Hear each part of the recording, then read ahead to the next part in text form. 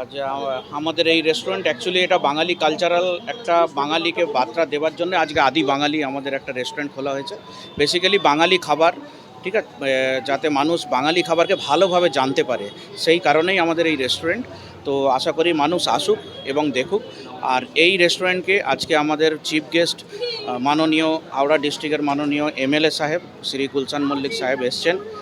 অশেষ অশেষ ধন্যবাদ। আমার পাশেই আছেন উনি, ওনাকে মানে উনি আশীর্বাদ দিয়েছেন আমাদেরকে আজকে ওনাকে নিয়ে। চাইনিজটা আমাদের আসবে পরে, ওটা দিন 15 পুজোর পরে আমরা চাইনিজ আসছে। এমনি মোগলাই বিরিয়ানি, কাবাব আছে। বিশেষ করে আমাদের ফোকাসটা বাঙালি খাবারের উপর। কলকাতায় আমাদের অলরেডি বেন্টিং স্ট্রিটে আউটলেট আছে 10 বছরের পুরনো। এবং আমরা আসতে গেলে কাস্টমারকে কলকাতা থেকে আসতে গেলে টুয়ার্ডস পাঁচলা মোড়ের ঠিক পাশেই গণেশ কমপ্লেক্সের ঠিক পাশে, এটা রঘুদেবপুর পাঁচলা, NH6-এর উপরে।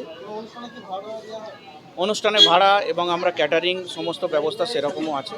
যদি কেউ সেরকম করতে চায় আমাদের সঙ্গে যোগাযোগ করলে আমরা ব্যবস্থা করে দেব।